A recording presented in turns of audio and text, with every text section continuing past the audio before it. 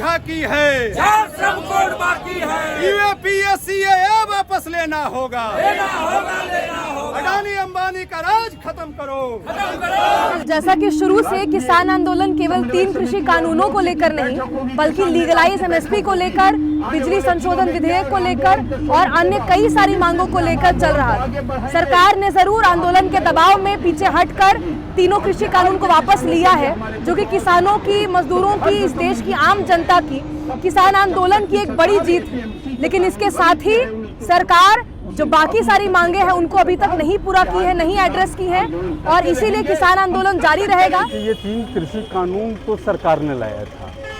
किसानों का आंदोलन इस कानून के आने से पहले ही चल रहा था कि एमएसपी के लिए, उसके अलावा कुछ और भी राहत के हमारे डिमांड थे, वो आंदोलन तो पहले चला था।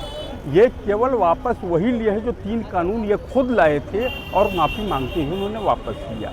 ये जीत निश्चित तौर पर ये किसानों की जीत ही नहीं, ये हिंदुस्तान के डेमोक्रेसी की जीत है। अभी हमारे प्रमुख मांग नहीं माने हैं, जिसमें हिंदुस्तान के किसान को ही नहीं बल्कि किसान के बाल बच्चों के भी जो समस्याएं हैं वो समस्याएं हमारे अभी भी हैं। अभी देखिए, एक कानून तो वापस ले लिए, लेकिन किसानों को तंग करने के लिए जो सरकार कर रही है अभी देखिए, गेहूं की फसल की तैयारी हो रही है, मक्के की फसल की तैयारी हो रही है, बाजार से डीएपी खाद एकदम गायब है। ये इंपोर्ट होता था और इंपोर्ट भी इन्होंने समय पर किया है कि नहीं किया है ये नहीं मालूम है। बिहार की स्थिति देख रहे हैं कि जितनी खाद की जरूरत थी उतना तो 1/3 रैक अभी आया भी नहीं। इसलिए किसानों की समस्या इन्होंने दूर नहीं की, वो तो कानून वो लाए थे, वो वापस ले लिया। जो हमारी समस्या पहले से थी अब हम उसके लिए ये आंदोलनरत हैं और वो सरकार को जब तक हमारी डिमांड ये मालूम नहीं होता है तब तक हमारा आंदोलन चलेगा। तो आप उस तरफ क्यों खड़े?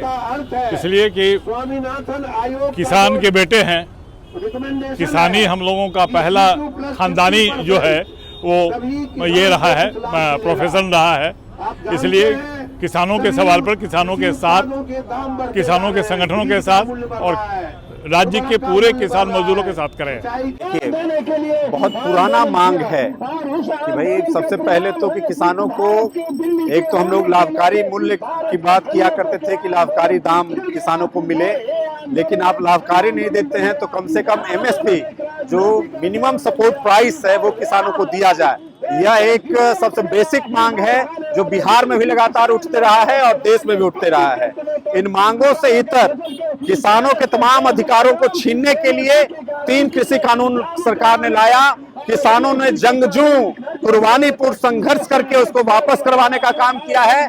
750 किसानों ने जान दिया है, शहादत दिया है, तो हम उस शहादत को हम बेकार होने देना नहीं चाहते हैं। इसलिए हमारी लड़ाई आज भी जारी है, पूरे देश में जारी है और हमारा न्यूनतम मांग है कि एमएसपी को कानून का दर्जा दो, एमएसपी कानून बनाओ। यह साफ मांग है। किसानों को, जो शहीद हुए हैं उन तमाम किसानों को उचित मुआवजा, सम्मान और न्याय देना होगा। यह हमारी साफ मांग है। ऐसे इन मांगों को लेकर के और किसानों की जो आज भी बदहाल स्थिति है, बिहार के अंदर में हमारे तमाम मंडियों को 2006 में बंद कर दिया गया, तो जो सरकार की किसान विरोधी नीति जो बिहार के अंदर में है, उन तमाम सवालों को लेकर के हमारा आंदोलन है और ये आगे जारी रहेगा जब तक किसानों के लिए कानून नहीं बन जाए, किसानों के लिए पक्ष में नियम और कानून न आ जाए, तब तक आंदोलन जारी रहेगा।